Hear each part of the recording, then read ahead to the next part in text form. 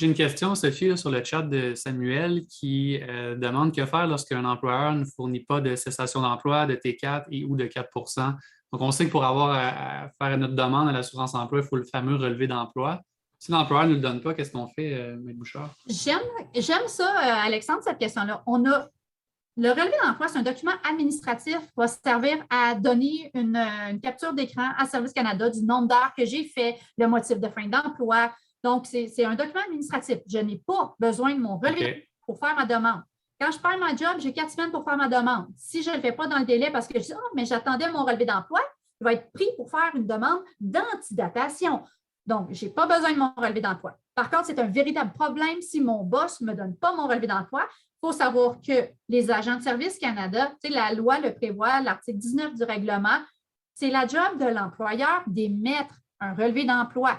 Donc, quand on travaille en collaboration avec un agent, quand on a un agent fédéral qui appelle l'employeur en disant il nous faut le relevé d'emploi, la loi prévoit aussi des pénalités là, dans le cas où on ne se conforme pas.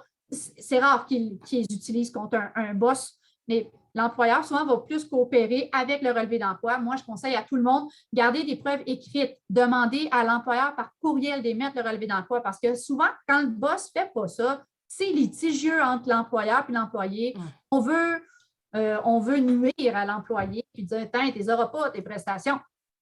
Mais bon, on peut demander à Service Canada de nous aider à récupérer le relevé d'emploi.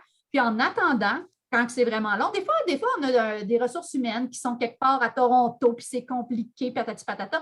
L'assurance emploi peut faire un taux de prestation provisoire. Donc, assurez-vous de fournir des relevés de paie puis de prouver tout ça. Donc, on peut fonctionner sans le relevé d'emploi, c'est plus compliqué.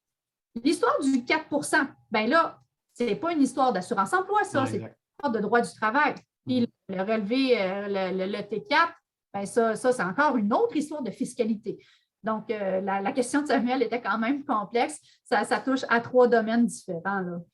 La question de Samuel, c'est une question de TikTok qu'il m'avait posée en début, puis je viens donc la poser live parce qu'elle est super pertinente.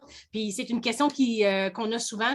Moi, ce que je vais rajouter, justement, c'est fais ta prestation pareil, fais une plainte aux normes du travail, puis ces plaintes-là vont réveiller l'employeur s'il ne t'écoute pas. Puis c'est de l'aide gratuite qui est disponible, qui ne vous coûte rien. Il suffit de prendre le courage, puis d'appeler, puis faire les démarches.